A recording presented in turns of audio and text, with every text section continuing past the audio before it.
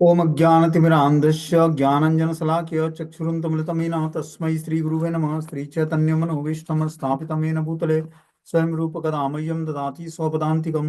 श्रीसीतालक्ष्मणभरतशत्रुघ्न हनुमत समेत श्रीरामचन्द्र ध्यायामि। ओम सदा श्रवण मात्रेण पापिनां सद्गति प्रदे वाल्मीकि गिरिसम्भूता राम सागर गामिने पुनाति गुणत पुण्यम रामायणं महानदी श्लोकसार समाकीर्णं सर्ग कल्लोल संकुलं कांडग्राह महामीनं वंदे रामायणाणवं पूजितं राम रामेति मधुरं मधुराक्षरम् आरुह्य कविता शाखा वंदे वाल्मीकि कोकिलम् य पिबंत सततं रामचरितामृतसागरम् अतृप्तस्य मुनि वन्दे प्राचेतं समकल्मषां मनोजवं मारुततुल्यवेगं जितेन्द्रियां बुद्धिमतां वरिष्ठं वातात्मजो वानरयुद्धमुख्यं श्रीरामदूतं शिरसा नमामि। वेदेहि सहित सुरद्रुमतले हेमे महामण्डपे मध्ये पुष्पकमासने मणिमये वीरासने सहि स्थिरम् अग्रे वाचयितुं प्रवचनं सुतं तत्त्वं मुनिभ्यं परं व्याख्यन्तं भरतादिभिः परं भृत्यं रामं भजे श्यामलं।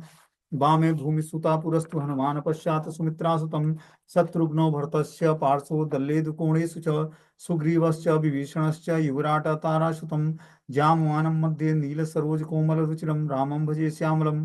रामं रामानुजं सीता भरतं भरतानुजं सुग्रीव वायुसुनं च प्रणमामि पुनः पुनः। नमस्तुते राम सलक्ष्मणाय दिव्ये च तस्य जनकात्मजाय नमस्तुते रुद्रे यममानिलेभ्यो नमस्ते चंद्रमरुद्गणभ्यं चरितं रघुनाथस्य सत्कोटि प्रविस्तरम् एकैकमक्षरं पुंसा महापातकनाशनं वाल्मीकि गिरि संभूता रामा भुवनिधि संगतां श्रीमद्नारायणी गंगा पुनाति भुवनत् त्रयम् वाल्मीकि मुनि सिंहश्च कविता वनचारिणी सुनूनं रामकथानादं को न यान्ति परां गति नीलाम्बुजस्यां मलकोमलांगं सीतास्मारो पृथ्वाम्य भाग्यं पाण्डवमस्य एकचारुचापं नमामि रामं रघुवंशनाथं।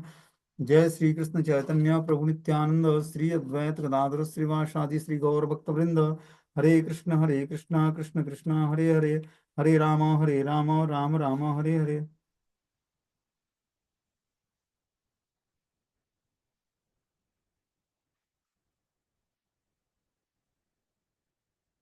इसमें आज हम लोग को श्रीमद् वाल्मीकि रामायण का अयोध्या कांड हम लोग पढ़ रहे थे। आज तीसरा दिन है, तो इसमें बता रहे हैं कि जो है श्री राम का महाराज से बन जाने के लिए विदा मांगना। भगवान श्री राम जो है अपने पिता से मिलने आते हैं कि अब मुझे बन जाना है, आप मुझे आशीर्वाद दीजिए। श्री राम ने सुमंत जी से कहा कि आज महाराज को मेरे आने की सूचना दे दें। श्री राम की बातों को सुनकर सुमंत ने महाराज के भवन में प्रवेश करके शोक संतप्त महाराजा दशरथ को देखा। उन्होंने महाराज का जय जयकार करके कहा कि हे पृथ्वीपते, सत्य पराक्रम वाले आपके पुत्र श्री राम ब्राह्मणों तथा अपने आश्रित जीवों को अपना सारा धन प्रदान करके द्वार पर खड़े हैं। आपका कल्याण हो। ये अपने मित्रों से मिलकर तथा उनसे विदा लेकर इस समय आपका दर्शन करना चाहते हैं। अब वे घोर वन में चले जाएंगे, अतएव किरणों से युक्त सूर्य के समान श्री राम को आप भी देख लें। सुमंत की बातों को सुनकर महाराज दशरथ ने कहा कि पहले मेरी सभी पत्नियों को यहाँ बुला लाओ। उन सभी पत्नियों के साथ मैं श्री राम को देखना चाहता हूँ। महाराजा दशरथ की आज्ञा पाकर सुमंत महाराजा दशरथ की सभी पत्नियों को बुलाने गए। लाल नेत्रों वाले 350 महाराज की पत्नियां कौशल्या को घेर कर उस भवन में प्रवेश की। महाराजा दशरथ की 350 पत्नियां थीं, जिसमें से 3 पत्नियां मुख्य थीं, कौशल्या, सुमित्रा और कैकेयी। उसके अलावा 350 पत्नियां थीं। बता रहे हैं उस भवन में प्रवेश किया। अपनी आई हुई पत्नियों को देखकर महाराजा दशरथ ने सुमंत से कहा कि अब श्री राम को बुलाओ। महाराज की आज्ञा पाकर श्री राम सीता और लक्ष्मण के साथ महाराज के सामने हाथ जोड़कर आ रहे थे। उन्हें देखकर महाराज शीघ्रता से ही उठ खड़े हुए और आगे बढ़े, किंतु बीच में ही बेहोश होकर गिर पड़े। इतने में महाराज की सारी पत्नियां आर्तनाद करने लगी। राम और लक्ष्मण ने उठाकर महाराजा दशरथ को पलंग पर बैठाया। महाराज के होश में आने पर श्री राम ने कहा, महाराज शोक छोड़िए, अब हम सबको आशीर्वाद दीजिए। महाराजा दशरथ ने कहा कि श्री राम तुम मुझे बंदी बनाकर राज्य करो। श्री राम ने कहा, महाराज मुझे राज्य नहीं चाहिए, आप हजारों वर्ष तक राज्य करें, मैं तो 14 वर्ष तक वन में रहकर पुनः आपके चरणों में प्रणाम करूंगा। कैकेयी द्वारा प्रेरित होकर महाराज ने कहा, पुत्र तुम कल्याण प्राप्त करने के लिए, समृद्धि के लिए तथा पुनः लौट कर आने के लिए शांत भाव से जाओ। तुम्हारा मार्ग विघ्नों बाधाओं से रहित होगा। केवल आज रात भर मत जाओ, कल प्रातः काल चले जाना। महाराज की बातों को सुनकर श्री राम ने कहा, महाराज, आज यात्रा करने में जिन लाभों को प्राप्त करूंगा उन सबों को कल कौन देगा। अतएव मैं आज ही वन में चला जाना चाहता हूँ। महाराज, आपने कैकेयी को जो वरदान दिया है उसे पूरा करें। भरत को संपूर्ण पृथ्वी का राज्य प्रदान करें, और मैं राज्य अथवा सुख नहीं चाहता हूँ। आप इस तरह क्षुब्ध न हो। अब मैं यहाँ एक क्षण भी नहीं रुक सकता हूँ। हम आपके आशीर्वाद से वन में भी सुखी रहेंगे। इस तरह श्री राम की बातों को सुनकर महाराजा दशरथ फिर बेहोश होकर गिर पड़े। यह देखकर रोते हुए सुमंत भी मूर्छित हो गए। महाराज की यह स्थिति देखकर होश में आए हुए सुमंत ने कैकेयी से कहा, बोले, हे देवी, जब आपने संपूर्ण चराचर के स्वामी अपने पति महाराजा दशरथ को भी ही छोड़ दिया, तो संसार में कोई भी ऐसा सुख कुकृत्य नहीं है जिसे आपने न कर सका हो। मेरे अनुसार तो आप पतिग्नी और कुलग्नी हो। अरे, तुम महाराजा दशरथ का अपमान न करो। महाराजा दशरथ के जीते जी तुम इस कुल की परंपरा को मिटा रही हो। भरत तो राज्य देकर तुम मर्यादाहीन कार्य करती हो। हम सभी श्री राम के साथ वन में चले जाएंगे, तुम अकेले यहाँ पर राज्य करना। महर्षिगण तुम्हें श्राप देकर तुम्हारा सर्वनाश क्यों नहीं कर डालते हैं। सुमंत्र ने कहा, देवी, तुम्हारा माँ का जो स्वभाव है वही स्वभाव तुम्हारा है। मैंने सुना है कि तुम्हारे पिता कैकेयी नरेश किसी महात्मा की कृपा से सभी जीवों की बोली समझ लेते हैं। एक बार रात्रि में सोते हुए महाराज ने जिम्बा पक्षी की आवाज सुना तो उसे उन्हें हंसी आ गई। तुम्हारी माँ ने समझा कि महाराजा ने मुझे देखकर हंस रहे हैं। उसने कहा कि आप क्यों हंस रहे हैं, इसका कारण बताया कि अन्यथा मैं आत्महत्या कर लूंगी। महाराज ने कहा, देवी, यदि मैं बता दूं तो मेरी मृत्यु हो जाएगी। रानी ने कहा कि तुम जियो या मरो, लेकिन मुझे बताओ, क्योंकि ऐसा करके तुम कभी भी इस प्रकार से मेरा उपहास नहीं करोगे। इसके पश्चात कैकेयी नरेश ने सारी स्थिति उस संत से जाकर कही। संत ने कहा कि रानी जिए या मरे उसे तुम बतलाना मत। इसके बाद महाराज ने तुम्हारी माँ को घर से निकाल दिया और सुखपूर्वक रहने लगे। अपनी माँ के ही समान तुम न बनो। श्री राम का राज्याभिषेक करवा कर तुम इस कुल का की मर्यादा का पालन करो। इस तरह सुमंत ने बहुत समझाया, किंतु कैकेयी के मन में उसका कोई भी असर नहीं हुआ। इसके पश्चात महाराजा दशरथ ने कहा कि श्री राम के ही साथ चारों प्रकार की सेनाएं, वैश्याएं और व्यापारी गण को वन में भेजा जाए। यहाँ के सभी नागरिक आयुधागार, मेरा खजाना और मेरे अन्न का भंडार भेजा जाए। वहां श्री राम वन में रहकर बड़े बड़े यज्ञों को करेंगे और ब्राह्मणों को पर्याप्त मात्रा में दक्षिणा देंगे। महाबाहु भरत अयोध्या का पालन करेंगे। श्री राम को संपूर्ण मनोवांछित भोगों से संपन्न करके भेजा जाए। इस तरह से महाराज दशरथ आज्ञा देते हैं अपने मंत्री को। कैकेयी ने महाराजा दशरथ की उपयुक्त समस्त बातों को सुना तो घबरा गई। उसका मुख सूखने लगा। उसने कहा कि धन से रहित अयोध्या का राज्य भरत नहीं लेंगे। जो महाराज दशरथ ने कहा कि तुमने यह तो वरदान मांगा नहीं कि श्री राम को अकेले वन में जाना होगा। इस पर कैकेयी ने कहा कि आपके वंश में सगर ने जिस तरह अपने पुत्र असमंजस को राज्य से निकाल दिया था, उसी प्रकार श्री राम को चले जाना चाहिए। उस समय महाराजा दशरथ के वृद्ध महामंत्र सिद्धार्थ ने कैकेयी से कहा कि असमंजस तो प्रजाओं के बच्चों को सरयू में फेंक देते थे। इसलिए प्रजाओं ने महाराजा सगर से कहा कि या तो आप असमंजस को अपने साथ रखिए अथवा हम लोगों को। प्रजाओं ने अपनी सारी व्यथा सुनाई तो महाराज ने असमंजस को अपने देश से निकाल दिया। श्री राम ने ऐसा कौन सा अपराध किया था जिसके कारण उन्हें राज्य प्राप्त नहीं हुआ। हम लोग श्री राम को ऐसे कोई भी दोष नहीं देखते हैं। जिस तरह द्वितीया के चंद्र में कोई दोष नहीं होता, उसी तरह श्री रामचंद्र में कोई दोष नहीं है। निर्दोष श्री राम के राज्याभिषेक में बाधा डालकर तुम्हारे लिए उचित नहीं है। अंत में महाराजा दशरथ ने कैकेयी से कहा कि अब मैं भी यह राज्य, धन और सुख को छोड़कर श्री राम के पीछे चला जाऊंगा। ये सब लोग भी उन्हीं के साथ जाएंगे। तुम अकेले राजा भरत के साथ चिरकाल तक राज्य सुख का भोग करो। सिद्धार्थ नामक महामंत्री की बातों को सुनकर श्री राम ने महाराजा दशरथ से नम्रतापूर्वक कहा। क्या बोला सिद्धार्थ ने? महाराज, मैं भोगों का परित्याग कर चुका हूँ। मुझे तो वन के फल मूलों से जीवन निर्वाह करना है। मैं सब ओर से आसक्ति का परित्याग कर चुका हूँ। मुझे सेना से क्या मतलब है। मैं इन सारी वस्तुओं को भरत को देना चाहता हूँ। मुझे तो वल्कल वस्त्र ला दें। कैकेयी निर्लज्ज हो चुकी थी। वह स्वयं ही बलकल वस्त्र लाई और जन समुदाय में ही कही कि पहन लो इसे। श्री राम ने वल्कल वस्त्र लेकर धारण कर लिया है, लक्ष्मण ने भी ऐसा ही किया है। इसके बाद श्री सीता ने कैकेयी के हाथ से वल्कल वस्त्र ले लिया, किंतु वल्कल वस्त्र धारण करना नहीं जानती थी। आंखों में आंसू भरकर उन्होंने श्री राम से कहा कि वनवासी मुनि लोग कैसे चीर बांधते हैं। श्री श्री सीता जी की बातों को सुनकर श्री राम उसके पास आए और उनके रेशमी वस्त्र के ऊपर ही चीर बांधकर चीर बांधना सिखलाए। सीता को चीर धारण करते करते देखकर सभी रानियां रोने लगी। उन्होंने श्री राम से कहा, वत्स, सीता को तो वनवास मिला नहीं है। इसके बाद महर्षि वशिष्ठ ने सीता को चीर बांधने से रोकते हुए कहा कि मर्यादा का उल्लंघन करके अधर्म में प्रवृत्त वाली कैकेयी, तुम इस राज्य की जीती जागती कलंकनी हो। राजा को धोखा देकर भी तुम सीमा के भीतर नहीं रहना चाहती हो। शील का परित्याग करने वाली दुष्ट देवी सीता वन में नहीं जाएगी, राम के लिए प्रस्तुत सिंहासन पर ये ही बैठेगी। गृहस्थों की पत्नियां उनका आधा अंग होती हैं। सीता श्री राम की आत्मा है। श्री राम की जगह सीता ही राज्य का पालन करेगी। यदि सीता वन में गई तो हम लोग भी वन में चले जाएंगे। फिर उन्होंने श्री राम से कहा कि श्री राम, आप धार्मिक हो, अतः रुक नहीं सकते। लक्ष्मण के साथ तुम वन जाओ और सीता को यहीं रहने दो।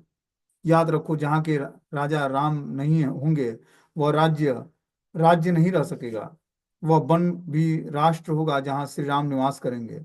पिता के द्वारा प्रसन्नता पूर्वक दिए बिना भरत राज्य नहीं स्वीकार कर सकते हैं। वे अपने पिता के वंश की परंपरा को अच्छी तरह जानते हैं।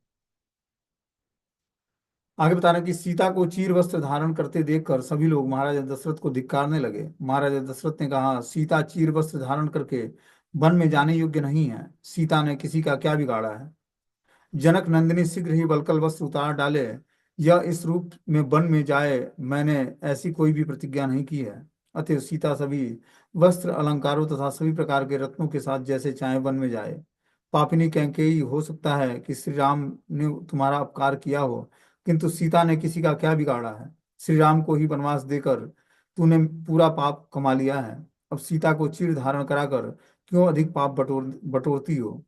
इसके बाद श्री राम ने महाराजा दशरथ से कहा कि मेरी माता कौशल्या अधिक वृद्ध हो गई है, ये कहीं पुत्र शोक सागर में डूब न जाए, अतएव आप इस पर कृपा बनाए रखें।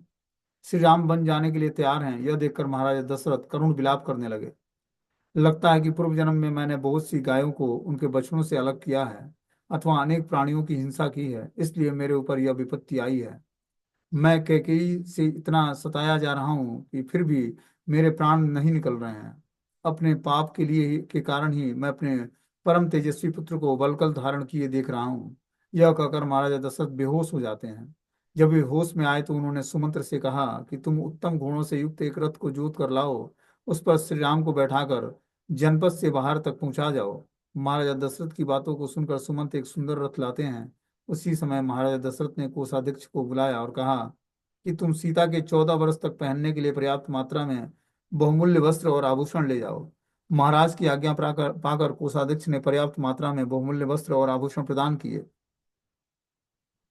सीता जी ने वस्त्रों और आभूषणों को धारण किया। इसके बाद माता कौशल्या ने सीता को गले में से लगाकर कहा, बेटी, साध्वी स्त्री का तो सर्वस्व उसका पति हुई होता है, अतएव तुम कभी भी मेरे पुत्र श्री राम का अनादर मत करना। माता कौशल्या की बातों को सुनकर सीता जी कहने लगी, मैं अपने पातिव्रत्य धर्म से विलग नहीं हो सकती हूँ। नारी को पति के बिना कभी सुख नहीं मिल सकता है।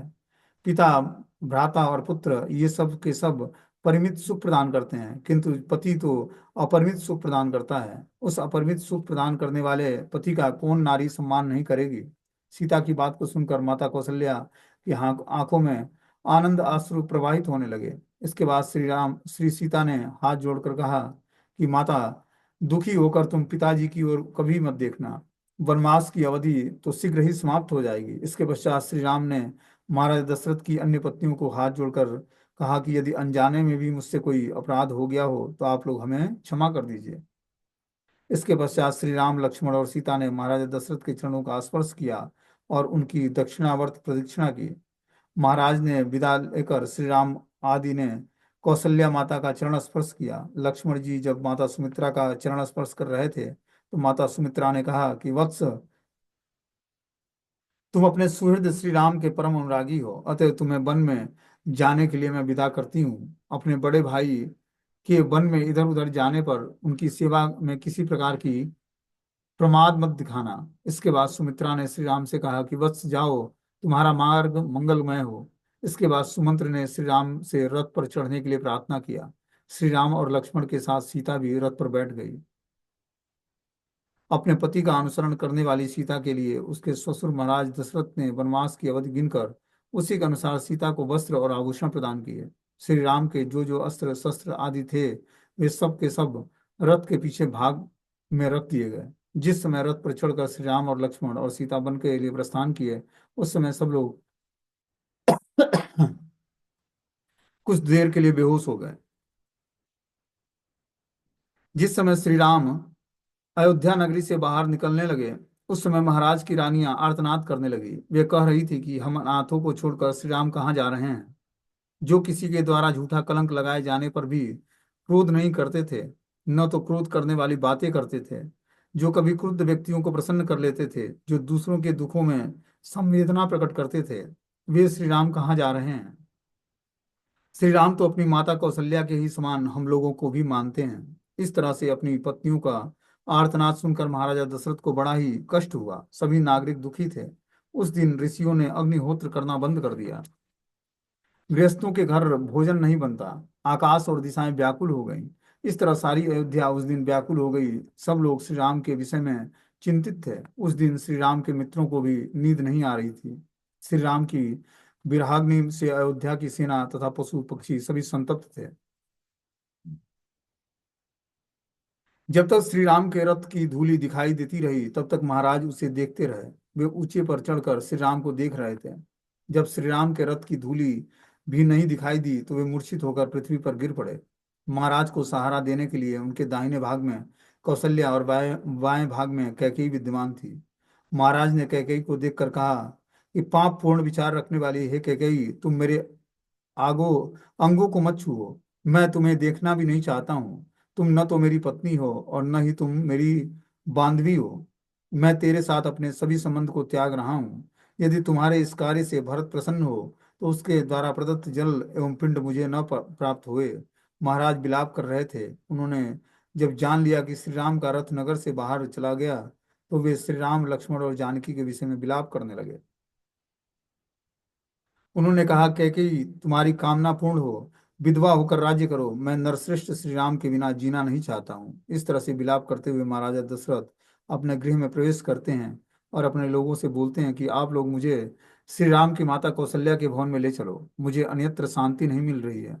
द्वारपालों ने नम्रता पूर्वक महाराजा दशरथ को महारानी कौशल्या के भवन में पहुंचाया। वहां आकर श्री राम के विषय में सोचकर महाराजा दशरथ का मन दुखी हो गया। उस समय वह भवन सीता, राम और लक्ष्मण से विहीन था। यह देखकर महाराज जोर जोर से विलाप करने लगे। जब आधी रात्रि हुई, तो महाराजा दशरथ ने कौशल्या से कहा कि हे कौशल्य, मेरी दृष्टि में श्री राम के ही साथ चली गई है। अब तो भी अब तक भी नहीं लौटी है। मैं तुम्हें देख नहीं पा रहा हूँ। एक बार मेरा शरीर का स्पर्श करो। महाराज को व्यथित देखकर कौशल्या जी उसके पास आकर बैठी और विलाप करने लगी। महाराज, आज श्री राम अपनी पत्नी और भाई के साथ वन चले गए हैं। अब तो कैकेयी मुझे और कष्ट देगी। उन सबों को वन में कितना कष्ट उठाना पड़ेगा। कब वह बेला आएगी जब मैं आपके साथ वन में लौटे हुए श्री राम, सीता और लक्ष्मण को देखूंगी। अब तो श्री राम के बिना मैं जीना भी नहीं चाहती हूँ। इस प्रकार से कौशल्या ने देर तक विलाप शुरू किया। विलाप करती हुई कौशल्या को देखकर सुमित्रा ने उन्हें सांत्वना प्रदान किया। आपके पुत्र श्री राम उत्तम गुणों से युक्त पुरुषों में श्रेष्ठ हैं। उनके लिए इस प्रकार शोक करना, दीनता पूर्वक रोना उचित नहीं है। श्री राम धर्मात्मा पुरुष हैं। उनके लिए शोक करना उचित नहीं है। उनके साथ लक्ष्मण और सीता गए हैं, अतः श्री राम को कहीं भी कष्ट नहीं होगा। श्री राम को सूर्य भी संतप्त नहीं कर सकेगा। वे चंद्रमा की शीतल किरणों का सेवन करेंगे। श्री राम के द्वारा युद्ध में संबर के पुत्र सुबाहु को मारा गया। देवर्षि महर्षि विश्वामित्र ने उन्हें उन दिव्य अस्त्रों को प्रदान किया है, जिन्हें वे ब्रह्मा जी से प्राप्त किए थे। उस श्री राम के समक्ष कोई भी शत्रु टिक नहीं पाएगा। इसके बाद सुमित्रा माता कहने लगी, देवी, श्री राम सूर्य के भी प्रकाशक सूर्य हैं, अग्नि के भी अग्नि हैं, स्वामियों के भी स्वामी हैं, लक्ष्मी के वे सौभाग्यवर्धन लक्ष्मी तथा क्षमा के भी क्षमा हैं। वे देवताओं के भी देवता और भूतों के भी उत्तम भूत हैं। वे चाहे वन में रहें या नगर में, उनके लिए कोई भी दोष नहीं हो सकता है। पुरुषों में अग्रगण्य श्री राम शीघ्र ही पृथ्वी पर सीता और लक्ष्मी के साथ राज्याभिषेक होंगे। आज भी शीघ्र ही वन से लौटते हुए श्री राम से बंधित होंगी। अतएव श्री राम के लिए अपने मन में शोक तथा दुख नहीं होनी चाहिए। आपको जो इस लोगों को धैर्य बंधाना चाहिए, और आप इस तरह स्वयं ही कातर हो रही हैं। लक्ष्मण जी की माता सुमित्रा जी की बातें सुनकर श्री राम की माता कौशल्या, महाराज दशरथ की पत्नी, के शरीर में ही उनका शोक तत्काल उसी तरह विलीन हो गया, जैसे शरत काल में थोड़े जल वाला मेघ तत्काल विनष्ट हो जाता है। इस तरह से सुमित्रा जी ने कौशल्या माता को ढाढ़स बंधाया और उनके शोक को दूर करा अपनी बातों से। भगवान श्री राम रथारूढ़ होकर वन में जा रहे थे। नगरवासी उनके पीछे पीछे लग गए। प्रजाजनों ने श्री राम को घर जाने के लिए बहुत कहा, किंतु श्री राम नहीं लौटे। अंत में श्री राम ने प्रजाओं से कहा कि आप लोगों का जो प्रेम मुझ में है, उससे अधिक प्रेम भरत में होना चाहिए। कैकेयी नंदन भरत आप लोगों को हमारे से अधिक प्रेम करेंगे। अतएव मेरे चले जाने पर महाराज जिस प्रकार से शोक संतप्त न हो, आप लोगों को वैसा ही आचरण करना चाहिए, उसी से मुझे प्रसन्नता होगी। किंतु प्रजाजनों की सुदृढ़ इच्छा थी कि श्री राम ही राजा बने। उन प्रजाओं ने कुछ वृद्ध ब्राह्मण थे, उन ब्राह्मणों ने कहा कि अरे तेज चलने वाले अच्छी जाति के घोड़े, तुम लोग वेग पूर्वक श्री राम को वन की ओर लिए जा रहे हो, लौट जाओ, मत जाओ, अपने स्वामी का कल्याण करो। वृद्ध ब्राह्मणों का विलाप सुनकर श्री राम रथ से नीचे उतर गए। उन ब्राह्मणों का कहीं साथ न छूट जाए, इसलिए वे सीता और लक्ष्मण के साथ पैदल ही चलने लगे। श्री राम को पैदल चलते देखकर ब्राह्मणों ने कहा कि श्री राम, तुम्हें ब्राह्मणों को के हितैषी हो, इसलिए यह सारा ब्राह्मण समूह तुम्हारे पीछे पीछे चल रहा है। इन ब्राह्मणों के कंधे पर चढ़कर अग्निदेव भी तुम्हारा अनुसरण कर रहे हैं। हम लोगों को वाजपेयी यज्ञ में जो श्वेत छत्र मिले हैं, उसी से हम तुम्हारे सिर पर छाया करेंगे। हमारे बाल पककर सफेद हो गए हैं। हम हाथ जोड़कर प्रार्थना करते हैं कि तुम घर लौट चलो। इस तरह से प्रार्थना करते हुए ब्राह्मणों को श्री राम ने देखा और रात्रि में वहीं तमसा नदी के तट पर रुक गए। श्री राम ने सीता और लक्ष्मण के साथ रात्रि में तमसा नदी पर निवास किया और साथ में अयोध्या वासी भी थे। श्री राम ने लक्ष्मण से कहा कि तुम्हें अयोध्या के लिए उदास नहीं होना चाहिए। अब अयोध्या की सारी जनता शोकार्त होगी। मुझे तो डर लगता है कि माता कौशल्या और महाराजा दशरथ हम लोगों के वियोग में रोते रोते कहीं अंधे न हो जाएं। किंतु मुझे विश्वास है कि भरत हमारे माता पिता का अवश्य आश्वस्त करेंगे। महाबाहु लक्ष्मण, जब मैं भरत के कोमल स्वभाव को याद करता हूँ, तो फिर मुझे अपने माता पिता के विषय में अधिक चिंता नहीं होती है। तुम यहाँ मेरे साथ आए, अतएव जानकी की रक्षा के लिए भी मुझे चिंतित नहीं होना होगा। यदि वहाँ फल मूल मिल जा सकते हैं, फिर भी मैं आज पहली रात को केवल जल पीकर ही बिताऊंगा। इधर रात्रि हो गई और लक्ष्मण और सुमंत मिलकर श्री राम को सोने की व्यवस्था कर दी। तृण और पत्तों से बनी सैया पर श्री राम और सीता सो गए। श्री राम के सो जाने पर लक्ष्मण और सुमंत ने श्री राम के गुणों की चर्चा करके रात्रि बिताई। नगरवासियों को सोए देखकर श्री राम ने लक्ष्मण से कहा कि ये सभी लोग हमारे स्नेह के कारण यहाँ पर आए हैं, अतएव इन लोगों को सोते छोड़कर यहाँ से दूर चला जाना चाहिए। श्री राम की बातों को सुनकर लक्ष्मण ने कहा कि मुझे भी यही अच्छा लगता है, आप शीघ्रता करें। श्री राम ने सुमंत से कहा कि शीघ्रता कीजिए, रथ जोतिए, दूसरे वनों में हम चलेंगे। सुमंत ने भी ऐसा ही किया। श्री राम लक्ष्मण और सीता के साथ रथ पर चढ़कर तमसा नदी को पार किए। इसके बाद उन्होंने नागरिकों का हित करने के लिए सुमंत से कहा कि हे सारथे, आप रथ पर बैठकर पहले उत्तर की ओर जाइए। 2 घड़ी तक तीव्र गति से उत्तर की ओर जाकर फिर दूसरे मार्ग से रथ को यहीं लौटा लाइए। पूर्ववासी मुझे जान न सकें, इस तरह का प्रयास आप प्रयत्न पूर्वक करें। सारथी ने वैसा ही किया। इसके बाद सारथी ने उस रास्ते से रथ हाँका जिस रास्ते पर तपोवन पहुंचा जा सके। प्रातः काल जब नगरवासी जग कर देखे कि श्री राम और लक्ष्मण नहीं है, तो वे अचेत हो गए और अनेक प्रकार से विलाप करने लगे। हम लोगों की उस निद्रा का को धिक्कार है, जिसके कारण अचेत हो जाने के कारण हम उस विशाल वक्ष स्थल तथा महाबाहु श्री राम को देखने से वंचित हो गए हैं। जो श्री राम हमारा पालन करते थे, वे आज हमें छोड़कर वन में चले गए हैं। श्री राम के अभाव में हमारा जीवन व्यर्थ है। हम अपनी जान दे देंगे अथवा चिता बनाकर उसमें प्रवेश कर जाएंगे। यहाँ से लौटकर हम लोगों को यही बतलाएंगे कि श्री राम को हम लोगों ने वन में पहुंचा दिया है। श्री राम के बिना लौटे हुए हम लोगों को देखकर निश्चित रूप से अयोध्या नगरी के सारे प्रजा उदास हो जाएगी। फिर मार्ग पर रथ की लीक देखकर सब के सब कुछ दूर तक गए, किंतु क्षण भर में रथ का चिन्ह न मिलने के कारण वे शोक से डूब गए। रथ के चिन्ह के अनुसार ही लौट आए। इसके बाद वे सब के सब जिस तरह से अयोध्या में गए उसी मार्ग से अयोध्या लौट आए। किंतु श्री राम से रहित अयोध्या नगरी दीन लगती थी। वहां के सब लोग दुखी थे। सब लोग लौट कर केवल आंसू बहा रहे थे। नगर की नारियां भी श्री राम के लिए शोक में संतप्त थी। किसी ने अपनी न तो दुकान खोली, न किसी ने घर में उस रात्रि भोजन किया। सभी घरों की नारियां कैकेयी की निंदा कर रही थीं। जिसके राज्य वैभव के लिए अपने पुत्र और पति का त्याग कर दिया है, वह कैकेयी किसका परित्याग नहीं कर सकती है। वह कुल कलंकिनी है। हम अपने पुत्रों की शपथ खाकर कहते हैं कि कैकेयी जब तक जीवित रहेगी तब तक हम लोग जीते जी उसके राज्य में कभी नहीं रहेंगे। जिसने अपने पुत्र को राज्य से निकाल दिया हो उस राज्य में कोई कैसे सुखपूर्वक रह सकता है। इस तरह से घर घर की नारियों ने श्री राम के वियोग की में विलाप किया।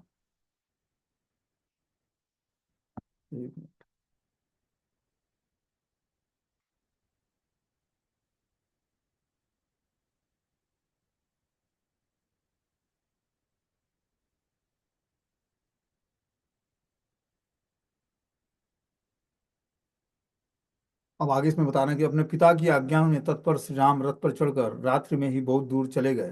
प्रातः काल होने पर उन्होंने संध्या वंदन किया। मार्ग में जो ग्राम पड़ते वहां के लोग आपस में बातें करते हुए कह रहे थे कि काम के वश में पड़े हुए महाराजा दशरथ को धिक्कार है। हाय पापिनी कैकेयी, पाप कर्मों को करने वाली तथा धर्म की मर्यादा को परित्याग करने वाली, उसमें दया बिल्कुल नहीं है। क्रूरा व अब और क्रूर कर्मों में ही लगी रहती है। जिसने महाराज के धार्मिक दयालु और जितेंद्रिय पुत्र श्री राम को वनवास दिया है, सदा सुख में ही पलने वाली सीता किस तरह से वन में के कष्टों को बर्दाश्त करेगी। ग्रामवासी लोगों की इस तरह की बातें सुनते हुए श्री राम वेद श्रुति नामक नदी को पार करके दक्षिण दिशा की ओर चल पड़े। इसके बाद श्री राम ने सुमंत से कहा कि मैं अब पुनः कब लौटकर अपने माता पिता से भेंट करूंगा तथा सरयू नदी के तटवर्ती विकसित पुष्पों वाले वन में आखेट करूंगा। कौशल्या कौशल प्रदेश की मनोहर सीमा को पार करके करते हुए श्री राम ने अयोध्या की ओर मुंह करके और हाथ जोड़कर कहा कि आपृच्छे त्वाम पुरी श्रेष्ठम कुकुत्स परिपालिते देवतानि च यानि त्वाम पालयांते व सन्ति च निवृत्य वनवासं सत्त्वामनृणो जगतीपते पुनः द्रक्ष्यामि मातरं च पिता च स संगताम। कुकुत्स वंशी राजाओं के से परिपालित अयोध्या नगरी तथा जो जो देवता तुम्हारे भीतर निवास करते हुए तुम्हारा पालन करते हैं, उन सबों में मैं वन में जाने की आज्ञा मांगता हूँ। वनवास की अवधि पूरी होने तथा महाराज के ऋण से उऋण होकर मैं पुनः आप सबों का दर्शन करूंगा तथा अपने माता पिता से भी मिलूंगा। इसके पश्चात श्री राम ने अपना भुजा उठाकर जनपद के लोगों से कहा कि आप लोगों ने मेरे ऊपर बड़ी कृपा की है तथा यथोचित दया भी दिखाई है। मेरे लिए आप लोगों से ने बहुत देर तक दुख में पड़े रहना अच्छा नहीं है। इसलिए अब आप लोग अपना अपना कार्य देखिए। श्री राम की बातों को सुनकर वे सब लोग अतृप्त नेत्रों से श्री राम को देखते हुए लौट गए और श्री राम भी उनकी ओर देखकर उनकी आंखों से ओझल हो गए। इसके पश्चात श्री राम ने त्रिपतगा नदी गंगा का दर्शन किया। गंगा के तटों पर में देवता और गंधर्व निवास करते थे। गंगा का वेग प्रखर था, जल गंभीर था। अनेक प्रकार के पक्षी गंगा के तट पर निवास करते थे। गंगा तट पर वन में अनेक प्रकार के फल और फूल पुष्प विद्यमान थे। इस तरह से श्रृंगेरपुर में आकर श्री राम ने सुमंत से कहा कि आज रात्रि हम लोग यहीं निवास करेंगे। यहीं इंगुदी के वृक्ष के नीचे हम लोग निवास करेंगे। लक्ष्मण और सुमंत ने श्री राम की बातों को का समर्थन किया। इसके बाद श्री राम, लक्ष्मण और सीता उस इगुदी वृक्ष के नीचे आए। श्रृंगेरवेरपुर में श्री रामचंद्र ने के मित्र गुह नामक राजा राज्य करता था। श्री राम को आए हुए सुनकर निषाद राज अपने वृद्ध पुरुषों के साथ उनसे मिलने आए। आते हुए गुहे को देखकर श्री राम और लक्ष्मण आगे आए श्री राम को बलकल वस्त्र धारण किए हुए देखकर गुहराज को बड़ा कष्ट हुआ। उन्होंने श्री रामचंद्र को हृदय से लगाकर कहा, हे श्री राम, आपके लिए जैसे अयोध्या का राज्य है उसी प्रकार यह भी राज्य आपका ही है। मैं आपकी कौन सी सेवा करूं? आपके जैसे प्रिय अतिथि के लिए कुछ भी सुलभ नहीं है। इसके पश्चात निषाद राज अनेक प्रकार का अन्न लेकर श्री राम की सेवा में उपस्थित हुए और श्री राम ने उसे स्वीकार करने के लिए कहे। श्री राम ने निषाद राज से कहा कि आपने मेरी बहुत बड़ी सेवा की है। आप यहाँ पैदल आए हैं। आपको निरोग देखकर मैं बहुत ही प्रसन्न हो रहा हूँ। तुमने इस सामग्रियों को जो उपस्थित किया है उन सबों से मैं स्वीकार करके उन्हें वापस ले जाने की आज्ञा देता हूँ, क्योंकि इस समय मैं दूसरे द्वारा दी गई किसी भी वस्तु को अपने उपयोग में नहीं ले सकता। इस तरह से मैं तापस वेश में वन में विचरण करता हूँ। इस तरह से मुझे घोड़े को खाने के लिए चारा चाहिए और कुछ नहीं। इतने से ही मेरा आपके द्वारा अच्छी तरह से सत्कार हो जाएगा। निषाद राज ने घोड़ों को खाने पीने की सारी व्यवस्था कर दी। इसके बाद श्री राम ने सायंकाल संध्या की और भोजन के नाम पर उन्होंने लक्ष्मण द्वारा लाया हुआ केवल जल पी ही लिया। इसके बाद श्री राम तृण की सैया बनाकर अपनी पत्नी के साथ भूमि पर शयन करने लगे। लक्ष्मी जी ने सपत्नी दर्शन का पैर धोया और दूसरे वृक्ष के नीचे आकर बैठ गई।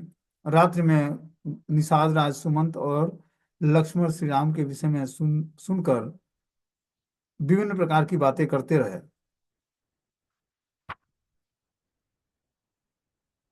पता नहीं कि श्री लक्ष्मण अपने भाई के लिए रात्रि में जग रहे थे। इन्हें देखकर निषाद राज ने कहा कि राजकुमार, आपके लिए मैंने यह सुखद सिया तैयार की है। इस पर सोकर आप अच्छी तरह से विश्राम कर डालें। श्री राम की रक्षा करने के लिए हम रात्रि में जग रहे हैं। श्री राम से बढ़कर मेरे लिए संसार में दूसरा कोई प्रिय नहीं है। अतः मैं अपने बंधु बांधवों के साथ हाथ में धनुष लेकर श्री सीता के साथ सोए हुए प्रिय मित्र श्री राम की हर प्रकार से रक्षा करूंगा। सदा वन में ही रहने के कारण यहाँ की सारी बातों को हम जानते हैं। निषाद राज की बातों को सुनकर श्री लक्ष्मण ने कहा, आप हम लोगों की रक्षा करते हैं, फिर भी जब दशरथ नंदन श्री राम सीता जी के साथ भूमि पर सो रहे हों उस समय मुझे आना या सुख भोगना कुछ भी संभव नहीं है। यह श्री राम के लिए वन में आ जाने के कारण महाराज बहुत दिनों तक नहीं जी सकते हैं। मेरी कौशल्या तथा महाराज दशरथ आज की रात जिएंगे नहीं, या मैं नहीं कह सकता हूँ। शत्रुघ्न को देखकर मेरी माँ जो भी